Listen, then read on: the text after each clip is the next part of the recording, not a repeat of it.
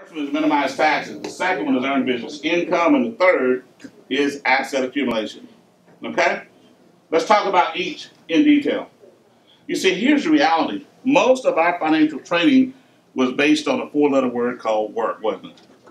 Isn't most of the conversations you had about money in your life with your parents, with your peers, wasn't it always about W-O-R-K? Is that kind of what it ended up? It wasn't a lot about strategy, was it?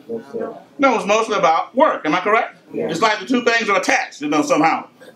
But in reality, we know most millionaires did not become millionaires by working. They became millionaires by strategies, okay? So let's talk about 3 smart strategies. The first one is minimize taxes. Now, Americans lose about 1/3 of their income to taxes. Calculate real quickly how much money you have made in your lifetime, or if you're younger, approximate how much you will make in your lifetime. In other words, you got a family. Most family incomes are high, but you got a family income of $50,000 a year for 40 years, age 25 to 65. That's $2 million, and somebody says, I want 1/3 of it for taxes. We're talking a lot of money, aren't we? A lot of money. Everybody got it? Now, because of that, we lose about 1/3 of it to taxes. We show our associates how to minimize their taxes by 3 methods.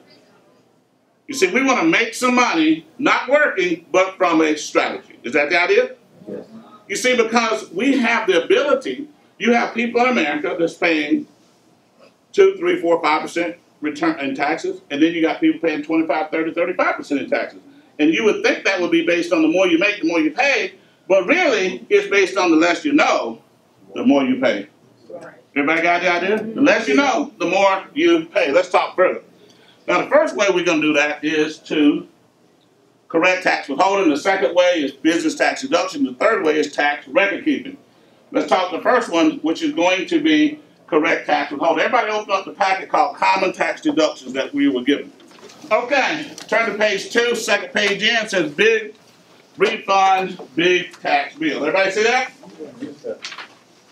All right. Now, this is very, very important information, okay? If you're a guest, this information is important because it can help you verify that what we're saying is true. If you're an associate, it can help you validate how you're going to teach this to other people. You see? It needs to be validated. Big refund, big tax bill. This article came from the IRS website, 2005. I keep it because they write a different one every year, but this is the most plain letter that they wrote, okay? All the other years they start twisting it, right? But this is pretty clear. Now it says big refund, big tax bill. Updated. April 29, 2005. Some refund facts. Federal tax refunds to individuals total more than $215 billion. That's billion with a B last year. That was 05. If you Google that today, tax refunds last year, the last year they got it for 2012, it was over $300 billion. That's why H&R Block is building their company on the idea of get your billions back. Okay? Americans are losing fortunes, literally fortunes. More than 101 million taxpayers got refund. That's 80%. That means that's almost everybody you know. If you're an associate, that's important because that means you got a business opportunity. See, if H&R Block is going around saying get your billions back,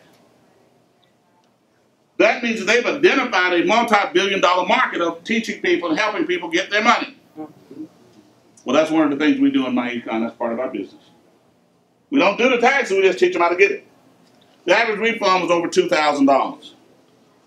IRS, right below it. Where does your refund come from? It comes from your wallet or purse.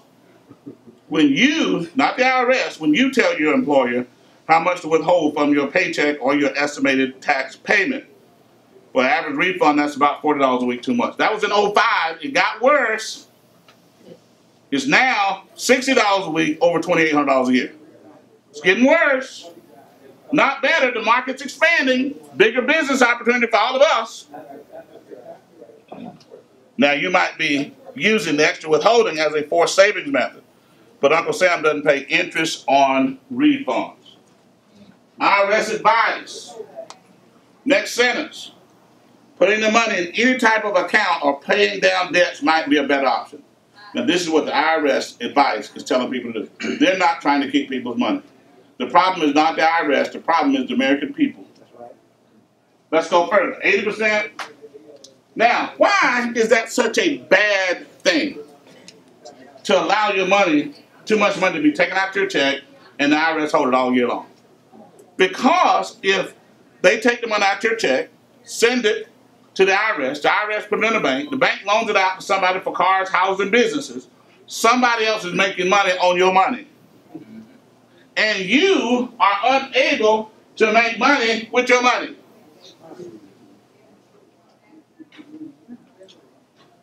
So your money's going to make somebody money. Your money's going to make somebody rich. But if they take it out, you don't have it, you can't use it to make money. And what's one of the biggest financial problems in America today is retirement assets, emergency funds, investments, net worth. Most people don't have any of that, am I correct? So if you were lacking something, it wouldn't make any sense to allow somebody else to hold your money, right? And make money on it, and you can't make money on it. See, that's not a small thing. So, we show people how to maximize their take-home pay and use the money for investing or debt elimination. The funny part is the IRS also does the same thing.